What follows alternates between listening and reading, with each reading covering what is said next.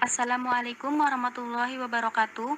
Kami dari kelompok Patofisiologi Orsitis yang beranggotakan yang pertama Faiko Tunisa, yang kedua Fani Arvina Damayanti, yang ketiga Faradila Nurahma akan mempresentasikan hasil kerja dari kelompok kami yang membahas tentang patofisiologi orsitis.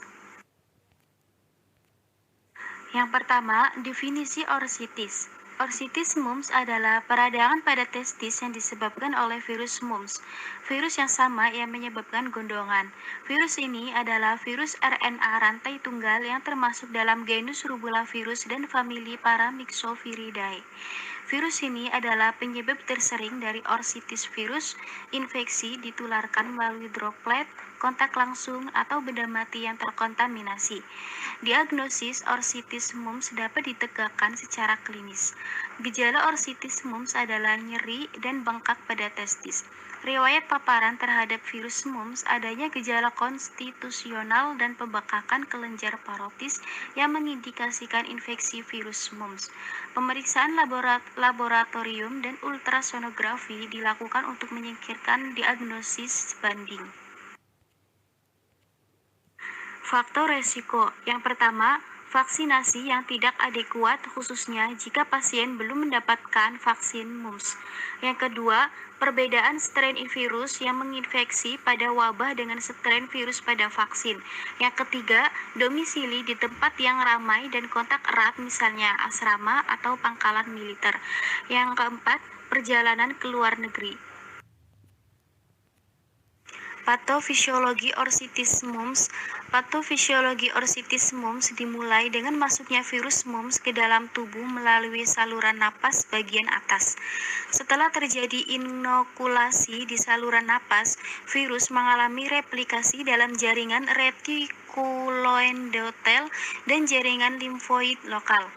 Masa inkubasi dapat bervariasi, rata-rata berlangsung sekitar 16 sampai 18 hari. Selama masa akhir masa inkubasi dapat terjadi viremia yang berlangsung selama 7 sampai 10 hari. Selama periode tersebut, virus menyebar ke organ lain dan menyebabkan infeksi sistematik yang ditandai dengan parotitis klasik atau manifestasi organ ekstrasaliva. Parotis merupakan organ yang paling sering terinfeksi. Namun, infeksi mumps juga dapat terjadinya parotitis. Orsitis mumps merupakan komplikasi infeksi mumps yang paling sering ditemukan pada laki-laki pasca pubertas. Infeksi pada testis ditandai dengan bengkak dan nyeri pada testis, demam, serta gejala konstitusional. Manifestasi orsitis biasanya mulai muncul sampai 3-10 hari setelah parotitis. Terdapat juga bukti lain yang menyatakan bahwa manifestasi orsitis muncul setelah 6 minggu. Orsitis juga dapat mendahului onset parotitis atau tanpa keterlibatan parotis sebelumnya. Penata laksanaan orsitis mumps. Penata laksanaan orsitis mumps bersifat suportif. Penata laksanaan yang dapat diberikan berupa tirah bening, penyangga skrotum, dan penggunaan medikamentosa seperti analgesik atau agen inflamasi. Medikamentosa, seperti telah disebutkan sebelumnya, orsitis mumps tidak memerlukan tata laksana medikamentosa secara khusus. Penyakit ini bersifat self-limited, sehingga dapat sembuh sendiri walaupun tanpa antivirus. Obat yang diberikan bersifat simptomatik dan disesuaikan dengan keluhan pasien. Sebagai contoh, pasien dapat diberikan antipiretik dan analgesik untuk keluhan demam dan nyeri. Resiko orsitis. Resiko orsitis juga dapat meningkat jika sering melakukan hubungan seks beresiko seperti berganti-ganti pasangan, tidak memakai kondom saat berhubungan seks, atau berhubungan seks dengan penderita penyakit menular seksual. Gejala orsitis. Gejala orsitis biasanya muncul secara mendadak. Gejala tersebut meliputi demam, mual dan muntah, tubuh mudah lelah, bengkak pada satu atau kedua testis, testis terasa berat, nyeri di area selangkangan, nyeri pada testis, pembengkakan kelenjar getah bening di selangkangan, nyeri saat buang air kecil, berhubungan seks dan ejakulasi, terdapat darah pada sperma. Nah, kapan harus ke dokter? Anda dianjurkan untuk periksa ke dokter bila muncul gejala di atas. Orchitis dapat berkembang menjadi kondisi yang lebih serius bila tidak cepat ditangani. Segera ke IGD bila testis membengkak dan terasa nyeri terjadi secara tiba-tiba. Diagnosis orchitis. Pertama-tama, dokter akan menanyakan keluhan dan riwayat penyakit pasien. Kemudian, dokter akan melakukan pemeriksaan fisik untuk melihat pembengkakan testis atau pembesaran kelenjar getah bening di selangkangan. Dokter juga akan menjalankan pemeriksaan penunjang seperti tes urin untuk mendeteksi keberadaan bakteri penyebab infeksi, tes darah untuk mengetahui apakah pasien terinfeksi HIV atau AIDS atau sifilis. USG testis untuk melihat apakah ada kelainan pada aliran darah di testis. Pemeriksaan sampel cairan penis untuk mendeteksi jenis bakteri yang menginfeksi testis. Pemeriksaan ini juga dilakukan untuk memastikan pasien mengalami penyakit menular seksual. Pengobatan orchitis. Pengobatan orchitis bertujuan untuk meredakan gejala, mengobati infeksi, dan mencegah infeksi menyebar ke bagian tubuh yang lain. Metode pengobatan orchitis disesuaikan dengan penyebabnya. Berikut penjelasannya. Pengobatan untuk orchitis bakteri. Antibiotik minum diberikan untuk dikonsumsi selama 10 hari.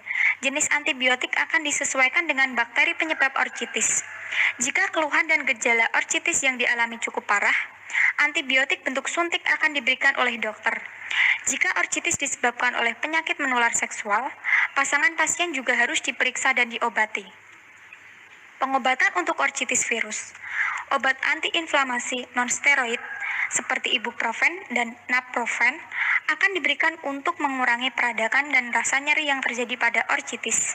Jenis obat ini umumnya diberikan pada orchitis virus.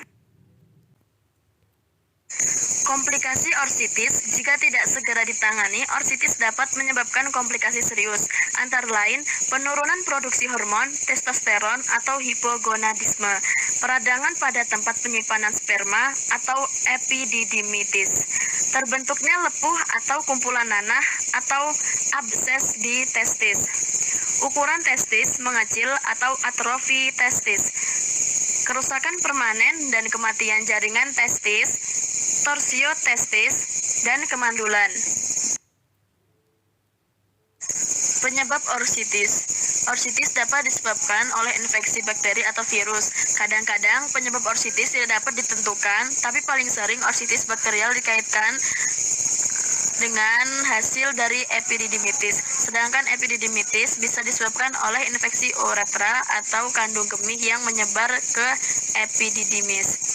Seringkali penyebab infeksi adalah IMS. Penyebab lain infeksi dapat dikaitkan dengan lahir, dengan kelainan pada saluran kemih atau kemih kateter atau alat medis yang dimasukkan ke dalam penis.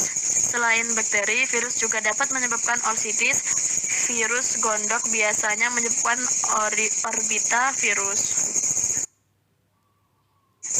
Pencegahan orchitis. Ada beberapa hal yang bisa dilakukan untuk mencegah infeksi yang menyebabkan orchitis, yaitu pasti Anda mendapatkan vaksin MMR untuk mencegah penyakit gondokan.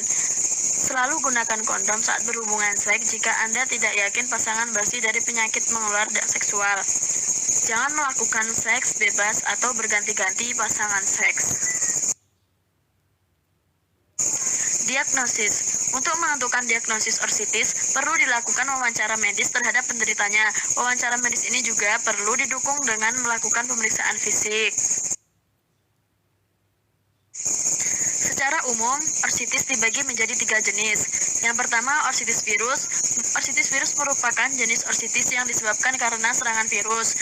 Yang kedua, orchitis bakteri, yaitu jenis orchitis yang disebabkan karena bakteri. Yang ketiga, orchitis idiopatik, merupakan jenis orchitis yang tidak diketahui.